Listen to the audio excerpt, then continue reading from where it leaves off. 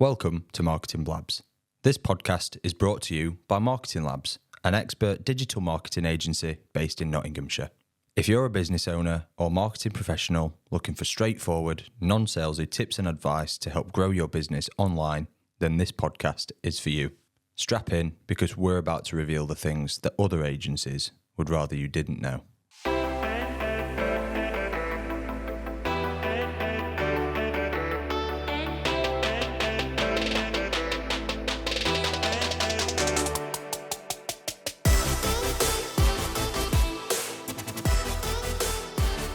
Hello and welcome to episode 29 of the Marketing Blabs podcast. I'm your host, Tilly Hayes, the SEO exec here at Marketing Labs. Did you know there's a 20% drop in conversion rate with every 1 second delay in page load time? In this episode, we're going to discuss common causes of slow website load speeds and how to optimise your website for lightning fast performance. Joining me today is our web development specialist, Josh Stapleton, our CEO, Matt Janaway, and our creative director, Tom Haslam. How are we doing, guys? I'm good. Yeah, pretty good, thank you. Yeah, good. We've had a nice, exciting morning, Yeah. so it's always good to do a pod after. Always nice to visit a client. Yep. For those that don't know what an exciting morning is, we visited a new client. LNAA. What's that stand for, Josh? Lincoln Knott's Air Ambulance. Congrats. Yeah. Yeah. And we saw their huge helicopter, We saw Ambicopter. ambicopter. Yeah. So first off then, what are the most common culprits behind a slow loading website?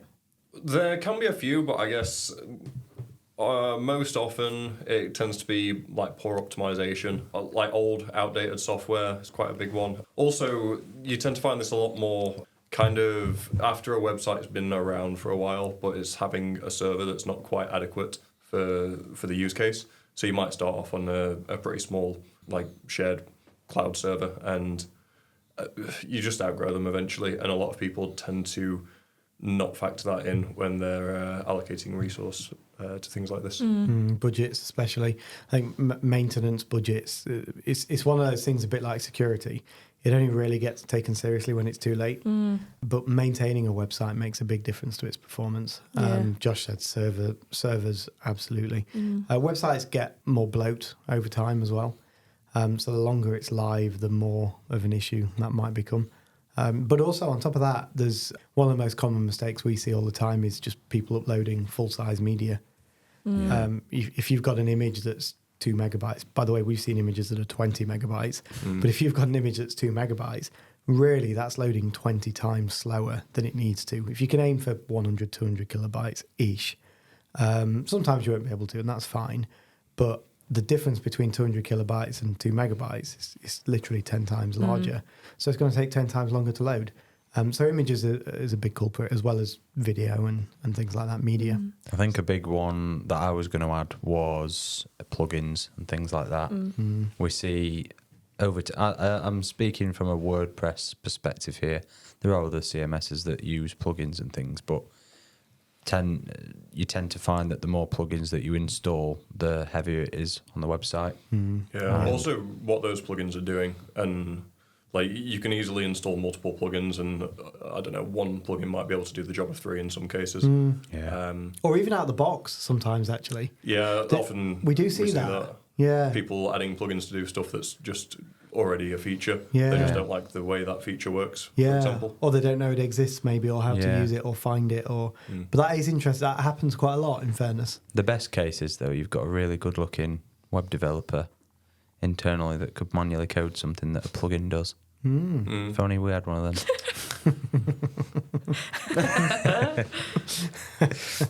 Outdated theme, outdated like CMS just in general. Yeah. Also, like your server, if your server's not being kept up to date, that can also make a bit of a difference. Although, depending on your level of technical knowledge, that might be a bit out of your reach. You might want to speak with your hosting provider about something like that. But PHP moves relatively fast, doesn't it? And you know, if you've got an extension or a plugin that's designed for WordPress that is designed to run off PHP 7, within a couple of years, you could, I think, what are we on now? PHP 8.3, 8.3, I think. Yeah, so I mean, but there are plenty of plugins still that'll only work on PHP 7 point something. So it does get slightly complicated at that point because you really need to update the server to work with the latest version of PHP, but sometimes plugins are a bit behind. You just end up being in a constant loop of PHP being outdated with the plugins, and then the plugins don't work with other plugins, and then this is why it's just a maintenance mess. is so important. Yeah. Because if you're not maintaining the website, they're always out of date, and you end up in situations where there can be conflicts, and WordPress will want to update the core files. If you're on WooCommerce, they'll want to update, and you've really got to keep them all running quite smoothly, haven't you? I think WordPress has actually started making auto updates mandatory, or major updates anyway. I'm not sure about the minor updates. Yeah. But that can be pretty problematic if your plugins are really outdated. Yeah. WordPress has a massive update, and then suddenly all systems have shut down pretty much. And conflicts. Conflicts themselves are probably probably quite a large source of slow websites, in fairness, aren't they? Like, you do see it where there's two things trying to do something and they conflict, or they share the same, potentially sometimes the same code or the same files, and they're just not compatible, and that can cause performance issues. You just get a load of plasters everywhere, don't you? Yeah, basically. Yeah. About excessive redirects and things like that as well. Yeah, that's a good point, actually, Or Tilly. chains. Yeah, chains. Because if a website's, obviously each redirect chain, the server needs to process that. So it doesn't happen instantly, and that does slow down the user, as well as Google bots and so on.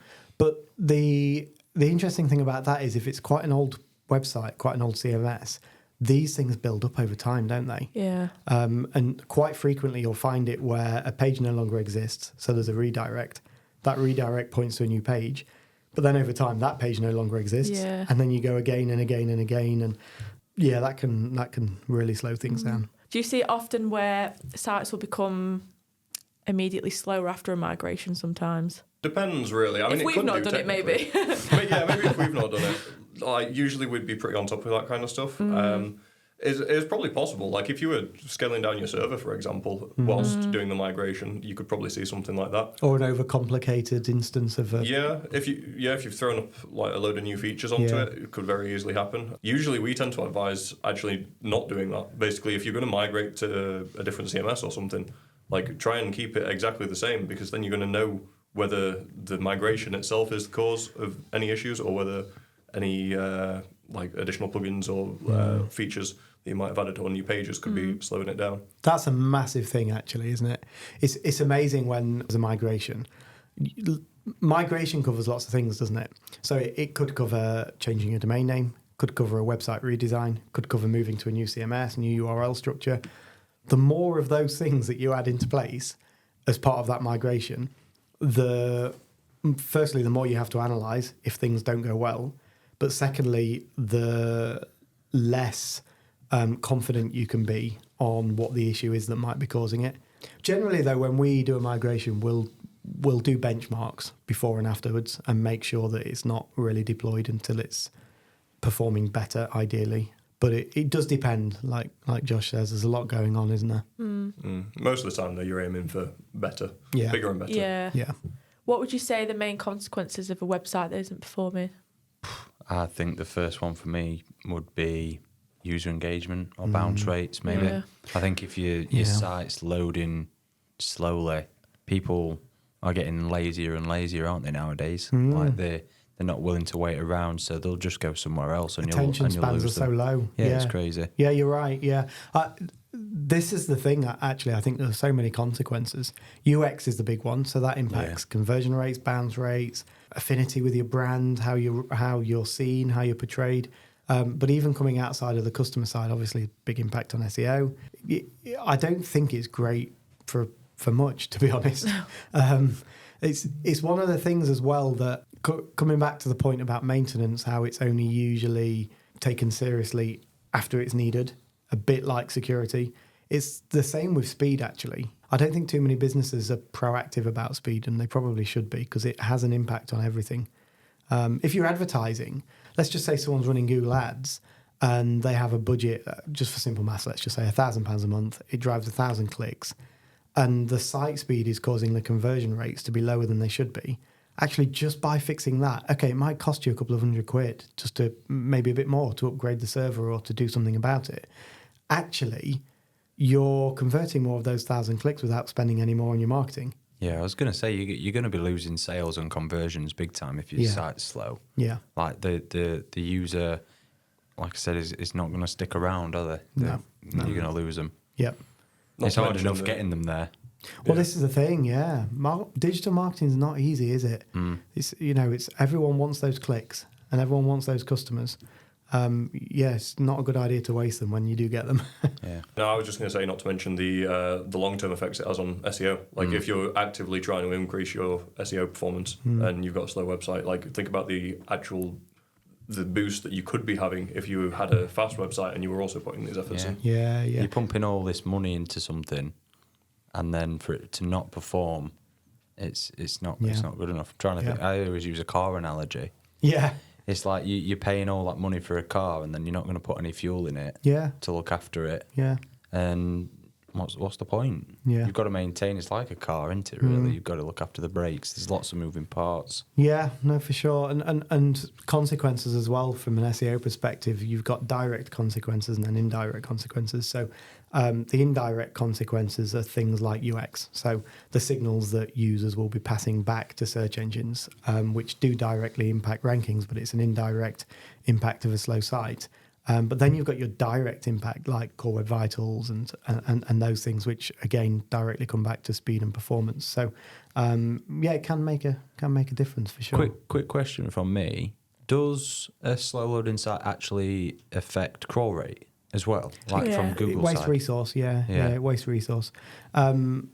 Even more so, getting a bit more technical, but even more so when the website uses JavaScript to render pages. Yeah, it's very difficult to render and not necessarily to crawl JavaScript, but it slows the process of rendering and indexing down substantially. I know you try and stay away from JavaScript quite a bit, don't you, Josh? Sure. Well, I don't know. I suppose technically, when it's not needed. Yeah. Like that's the main thing. Like, and most of the time, for most of the visual things that you're looking at, it's not needed. Like you can animate with JavaScript. You really shouldn't though. Yeah. But it's quite a simple one. Something like HubSpot, for example, a lot of their forms are JavaScript. And is that going to impact? They're heavy as well. Yeah, that's what I mean. It's complicated as well because not only are they heavy, and not only do they slow your website down, but those files aren't hosted on your server. So you can't really control them too much. Yeah. There are a few tricks you can put in place. Josh might mention a couple, but generally, unless you're hosting that file, you can't really control how much resource is being put behind that loading. So you're just relying on another server for a file that you arguably could do without anyway. A lot of their logical stuff, though, you wouldn't be able to do otherwise, let's say, like without just relying upon them, unless you're making like custom systems on your own. Yeah, but this is the point that I'm trying to make, though, is that a customer or a client might be wanting to use HubSpot without knowing that it's going to affect their site speed. Yeah, definitely. It's just something as simple as that. And a lot of times, the kind of flexibility that's offered by systems like HubSpot or another one like MailChimp or something like that, or just anything that's collecting data and shipping it off elsewhere, like 9 times out of 10, you could be collecting that data yourself. Yeah. It'd be a hell of a lot quicker on your server, and also you're in control of it. Like you've got no third party involved. Or the cost. I think it's convenience often, isn't it, that causes this. It's like, okay, we can just use a platform. But even with like, a little bit of technical knowledge, you could still collect all that data yourselves and then just set up a cron job or something that's occasionally just shipping that out to your third party rather than being loaded on the site all the time. Or a good partner that has the tech knowledge. Like to do that for you. Yeah, like it's not that complex, is it, in reality? Also, some of these, not bashing HubSpot by any means, I think it sometimes does an extremely good job, but they can be quite costly as well. Yeah. So it's costly on so many fronts. It's costly on UX, potentially. It's costly on SEO, potentially. It's costly on your bank, for sure, both for the cost of HubSpot, but also the cost of the impact of lower conversion rates and things. So these things really need thinking through, I think, instead of just jumping into them. No, big time. I will give credit where it's due, though. There are a lot of features to software like that, and if you are taking advantage of all of them, it may make sense. For sure. I don't want to completely bash it and just say don't use it, because there are circumstances where it will be beneficial. Especially sort of business crucial processes that involve other departments and things like that. But it just needs weighing up, doesn't it? That's the thing. You just got to decide how valuable those things are, and also whether you can circumnavigate them by doing something else. Just going back to servers for a minute, because I know we mentioned that we shouldn't be underestimating maybe upgrading your server and how little that may cost you to do so. What's the role that servers play in website speed? What's the role they play? So servers, a little bit of background. A server's a computer, just in case people aren't aware. The idea is that a server is purpose-built to host websites rather than run games, if you're me, or like write Word documents or things like that. If your server's slow, like if the hardware's slow, your website's usually going to be slow. You're usually renting a server, and you're usually renting just a little portion of a server when you're starting out. They're relatively cheap, but you can go for larger servers as well, where you're getting dedicated resource. So it kind of scales with how much money you spend on how much resources you're going to get, and that kind of equates to how quick your site's going to be. There's a lot of other variables to throw in there as well, though, so it's not always just throw more money at a server and it'll run quicker. Specialisms as well, I guess. So, for example, you might have a server that specialises in running a particular CMS, like WordPress, and everything about how that server is set up is designed to work well with WordPress. And if you just plonk a different CMS on it, it wouldn't be as efficient. It's a bit like using the computer analogy. It's a bit like a gaming computer versus a non-gaming computer. Chromebook. Yeah, exactly, yeah. So they're still both computers, but if you wanted to run a game on a computer that, for example, just wasn't really built for gaming, it probably wouldn't happen. In some cases, definitely wouldn't happen at all.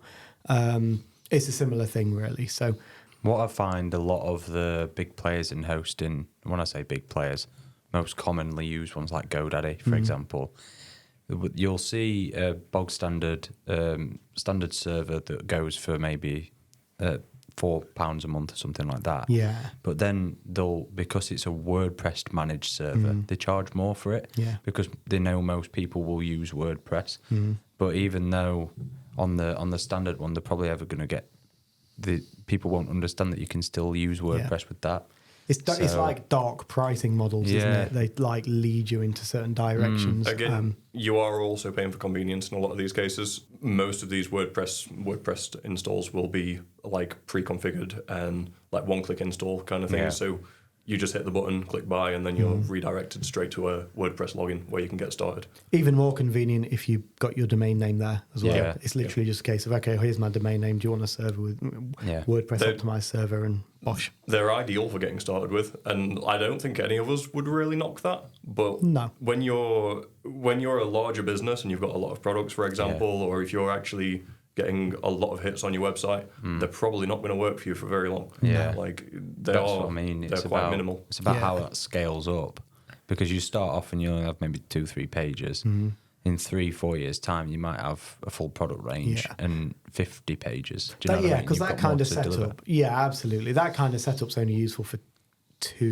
I can only think of 2 uses, to be honest. Like Josh says, it's not the kind of thing you bash, and it's a good starting point.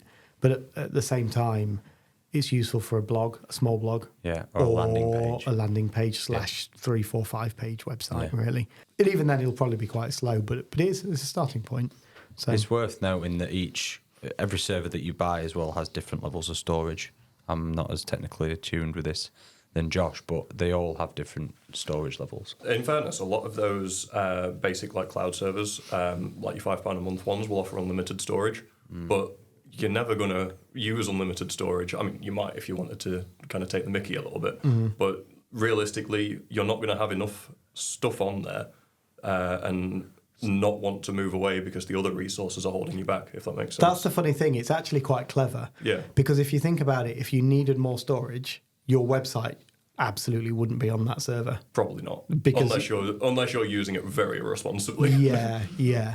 Because the if your website is big enough to need that resource, really, it's not going to, a server like that's just not going to cope, is it? What are the other types of servers that you can get? Because I know you can obviously get shared, like a bog standard shared server, but there's a couple of others, aren't there? I guess there's 4 types, isn't there? Really, you've got cloud servers, you've got shared servers, which also cross over with cloud servers, but they're not always cloud. Then you've got VPSs, and then you've got fully dedicated servers. There are others, aren't there? But that fits most.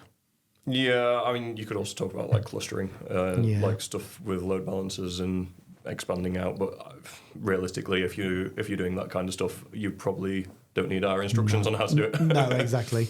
I think the vast majority of installs would fit into those 4 categories. Yeah.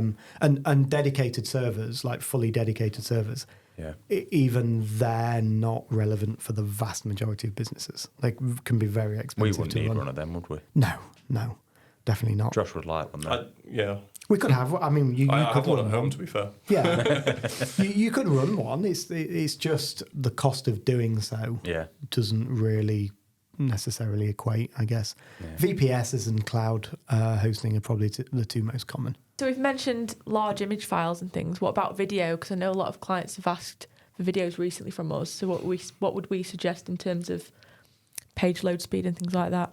I'd say it depends. Yeah. Nice. The first thing that I would suggest, though, if you can help it, is not directly uploading that to the server or the media library, however you want to call it. If you're using a CMS and uploading it to WordPress Media Library, I wouldn't recommend doing that. If you can externally host it and pull it through, then that's better. So you could use something like, I don't know off the top of my head, Vimeo, or we tried one, Muse.ai or IO, I can't remember. But we've trialed a few, but I would lean towards trying to do it that way if you can. I'd say that also depends. Like you can do that. You'll probably save a bit on storage space and things like that. But you also run the risk then of you're relying on a third party, and depending on how quickly they can actually serve that file, could restrict you. So if you're trying to load that in the hero section, for example, on your website, you want that to be loaded as quickly as possible. And if you're relying on a third party resolving, then you're relying on that before your page can load. Yeah. Really. So if you've got it further down in the page, that probably makes a bit more sense because you can set it up to call that file when it's needed, like lazy loading, not quite lazy loading, but have it like you click play and then it gets pulled in. You just have to get the export of the video as low as you possibly can. Yeah, with the and highest maintain quality, get the balance. Yeah, get the Well balance optimised. right, because you don't want to do export it as the like 4K. Yeah. It's like you don't want to be doing. You want to be like 720p, probably even lower. Do you know what I mean? And try and keep it as low as possible while still maintaining. Another tip that a lot of people overlook: if you're using, so this will work in like a hero section, as I was saying a second ago. This maybe won't work in other areas, but I don't know. You can use your own common sense with this. Export with no audio.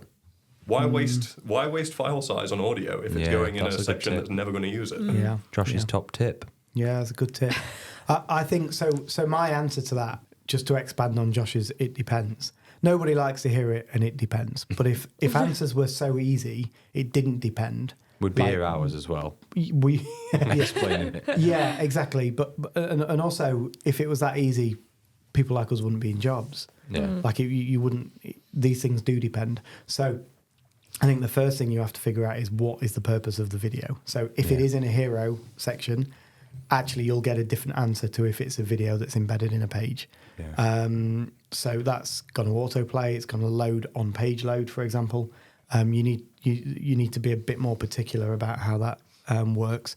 As Josh said, if it's embedded into the page, later down the page somewhere, so it doesn't necessarily need to load until you click it. And it's sat there, and then it's your browser starts processing it once it's clicked. So it does depend, and there's a lot that goes on it. I think Josh, that's a great tip from Josh about audio. If it doesn't need audio, that saves some file size.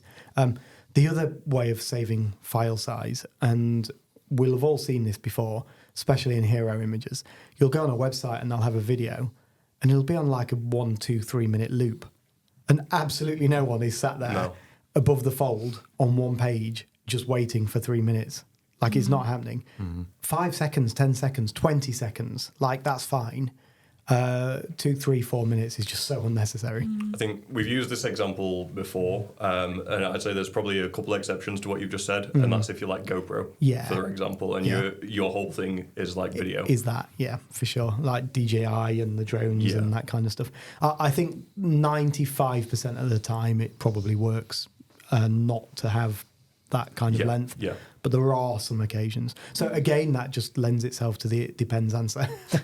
I've got another tip actually, and this one applies to images as well as video, and that's using the right formatting. So like you could export your video in a multitude of different formats, but some of them will be much smaller in file size than others. H.265, for example, is like, I think it's somewhere like half the file size of H.264. You have to bear in mind, though, H.265, I believe, doesn't work in some browsers still, unless that's been updated recently.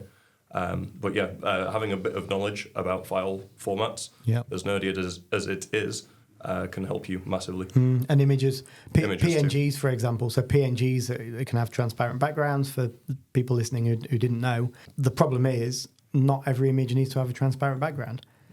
Okay, fine, a logo, but Josh would argue an SVG is better. Yep. But you might have a use case on the website for an image where it needs to have a transparent background, and that's fine. But if it doesn't need to do that, PNGs aren't very efficient compared to WebP, JPEGs, and so on. File size is super important. Yeah. And it makes a big difference, by the way. If you have a color-rich image, a PNG could literally be 3, 4, 5 times larger than like a WebP JPEG. Sometimes even bigger, actually. They're more suited to different applications, and if you understand what those applications are, you can easily Google this information. If you understand what those applications are, you'll be able to use them a lot more effectively. There are another tip that I would say is that you can install plugins on your website to help with image optimization and things like that, but I tend to do it off-site on my Mac. I use an app called Image Optim, and that really helps. Just get it down and compress it while still maintaining the quality. Yeah. There's also Tiny PNG or Tiny JPEG, which is a web tool. You get, I want to say, like 25 free image uploads a day on that. That can be a good start as well. It's definitely worth noting before optimizing the image, though, to make sure that it's already the right size. Yeah. It's better to get the right size and optimize it and compress it than it is to compress it and then change the size. Yeah, because realistically, if you're getting a photo back from a photographer or something, it's going to be at least 6,000, 8,000 pixels wide. Yeah. You're going to want to get that down to at least 1,400. Yeah, if it's from a DSLR, you're talking at least nowadays 20 megapixels, aren't you? Yeah, And mental. you don't need anywhere near that. You could chop that in an eighth and it'd be fine for most applications on the web. I think I uploaded a 70 meg image once. I didn't really. I think I did at least 5. I think I would have. You wouldn't still be here. No, but back in Olo He's just days. telling Matt now. Back in Olo days, I will have 100% uploaded images that were like 10 meg. You get videos Size. smaller than that. I know. I would have done it. I wouldn't have optimized them at all. It's a bit mental. The thing is, if you don't know, you don't know. Yeah, like, exactly. It's very easily done. Like, we see it all the time. Yeah. You know, if you've got a large video or image and it's not above the fold, does that delay rendering at all? Depends on how the size. Depends. It depends. So this actually brings us on to like a really useful tip, and that's lazy loading. And for people that don't know what lazy loading is, it's any assets that are above the fold. Above the fold means the first thing that you see on the website that's above where you have to scroll. So anything that's below the fold doesn't get loaded in when the page loads. And as you scroll down, those things are loaded in like sequentially. So your hero image might be up there and that loads in, but then anything later on gets called in afterwards, and that doesn't count towards the page load time, which like helps speed things up a bit. But in answer to your question about the size of them, you probably don't want them to be large anyway, because they still need to be loaded in, and it's still going to take time for that to get loaded in. So make them optimized anyway, because it's good practice, but it wouldn't affect page load time. And a note on that as well. So we're talking about load times, and by default we spend most of our day at our desks. and a lot of businesses do, not all of them, but a lot of them do, this gets even more important for those who might use their phone and be on, say, a 4G signal or a 3G signal. In an office, if you can download at 100, 200, 500, 1,000 megabytes a second, it's less important. If you're on a phone and you've got a 2-3 megabyte speed, this, especially video, that could really become quite frustrating. That's why it's good when you run your test to do it on like a worse or mid case. Yep. Like use it on an iPhone 12. Do your test on an iPhone 12 with Or a 10 in 4 your or case. 3G. I've upgraded now. You have now? Yeah. You can also, again, if you're a little bit more tech savvy and you know what the browser console is, throttle using the browser console. So you might have gigabit internet if you're lucky like us. And if you do, it might be trickier to test for those lower light speeds, but you can throttle in the web console and basically limit yourself to like a 3G connection and see how things are performing on that. Yeah. Just going on to a common issue that we see with clients, what would you say about caching? There's a few things that kind of fall into this. Like if you're on like one of those £5 a month servers that we were on about before, like your shared hosting thing, they might come with a pretty basic cache just out of the box and usually pre-configured. And they can work okay in some cases. You tend to find, though, that more specialist caching software tends to work a little bit better. It can vary massively depending on where your what your server is, like who it's provided by, and what kind of features they're running. But a lot of the options that you have will allow you to configure it in a way that you 9 times out of 10 going to get much better performance using something a bit more specialist. I think it's probably worth, for those listening who don't necessarily understand caching, there are different types of caching. So you've got server-side caching, which is the responsibility of the server. And what it does is it stores frequently loaded pages, files, ready to serve, basically. So it doesn't have to go and sort of fetch it all the time. But then you've got your own computer/browser-based caching. So if someone's using Chrome and they've already visited a website, Chrome might save some of those resources. So next time you visit, it loads quicker. So if... Obviously, here we're mostly talking about the server-side caching. But that also is quite a complex thing because, again, there's compatibility with plugins, with extensions, with CMSs, with servers, with the technology. With code even. With like code, a lot yeah. of... one of the biggest issues you'll probably find when you're setting something like this up is the plugins that you have or the theme that you have might just completely stop working with certain settings applied, and it can be a bit of a nightmare to debug those sometimes. Yeah. Like figuring out what does work and what causes problems. Yep. That in itself is a service. It's a service in itself for speed optimization. Caching plays a big part of that. But the setup is very meticulous. It's you have to make small changes, lots of testing, then small changes, then lots of testing. Sometimes you have to take a step back and go again. It can be quite time consuming. There's also one thing that often gets overlooked is caching like database queries. So on WordPress, for example, when you're looking for pages or product information or things like that, your database is being queried each time. I'm not going to get too technical with this, but basically information needs to be retrieved. Those queries are like searching for stuff.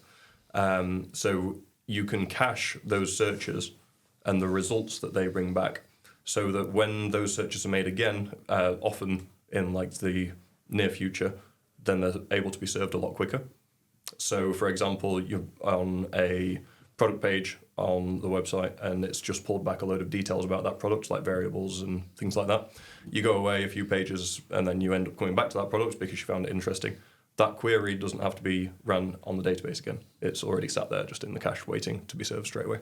What would we say then are the best tools for measuring website load speed? My first one would be, Google have one called Google Page Speed Insights. Used to be called Lighthouse. Yeah. So that's one if you want to just test how efficient or fast or quick your site is at loading, then that's one. There's also one called GT Metrics, which is good. And you can test that on like an iPhone 12 with 3G as well. So you're testing the mobile page load. But yeah, there's 2 from me. Pingdom's okay as well. Pingdom's not bad. I usually jump between GT Metrics and Pingdom. Yeah. But we don't have a paid account at Pingdom. We do at GT Metrics. I'd probably use that slightly more. And the main reason for that is it's probably slightly quicker and easier to use. But they both do the same job, effectively. You can also get a lot of valuable information from the developer console again. Like right-click inspect if people don't know where the developer console is on pretty much any browser. You can see like all the network requests, for example, and specifically what files and things are taking a long time to resolve and a long time to actually get on your website. Usually image files and big things like that, but occasionally you'll find things like JavaScript files, which are like maybe hosted externally on third parties, HubSpot, for example. Yep. And others, not to name and shame. But yeah, like you can track down things like that are slowing things down very easily from there. That's why I quite like the waterfall view in GT Metrics. So you, again, for listeners, what you can do is as you're checking your website speed, you can literally see each file that's loading, the order they're loading in, but also how long each file is taking to load.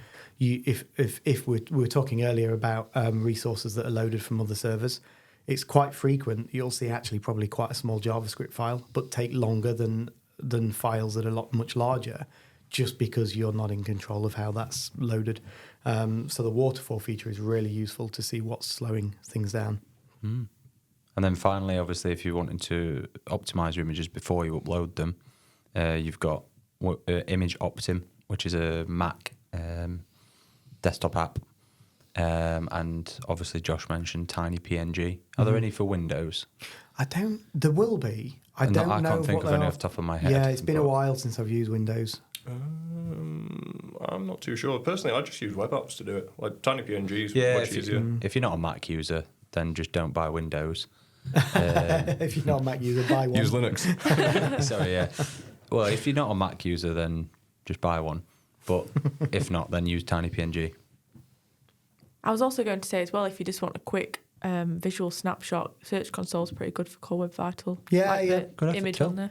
Yeah, and that's based on real life crawl data as well, which is always useful. So yeah, absolutely. Nice. By the way, we haven't even mentioned an example of what we did with the site when we took it from one server to another. Cloud Tech could use that example. and the speed differences. So when you take this seriously, you can really achieve things. Yeah. You really can. We upgraded the server for a client of ours called Cloud Tech, and they're an IT company. So they're very techy, like us, and we upgraded their server. And I can't think the stats off the top of my head. You guys might be able to help, but we took them from a standard server to a VPS, I believe. I think their average load times were between 8 and 12 seconds. That's quite long, isn't it? It took way too long. Yeah, way too long. When we moved, the average was 0.5 to 0.7 seconds. That's mental. Huge. It wasn't just a server. It was a server that played a big part, but Josh also spent quite a long time optimizing everything from caching to so many things, actually. Yeah. Hundreds of things. Just goes to show, though, with a lot of effort that you put into it, that you can get those kind of changes. Yeah, and coming back to the main point, that has a huge impact on conversion rates. Yeah, huge. It's literally generating you more revenue, more inquiries. Yeah. If you have the volume, it's absolutely worthwhile doing. In fact, I wouldn't say it's worthwhile doing. I'd say if you have the volume, it's actually very wasteful not optimizing for speed. You're just literally leaving money on the table. Nice. That's all for today. Thanks to the ML team for sharing their expertise on slow-running websites and how to optimise them for speed. Tune in next time for our season finale as we discuss the team's predictions for digital marketing trends in 2025. See you soon. See you later. Bye. Bye. Bye.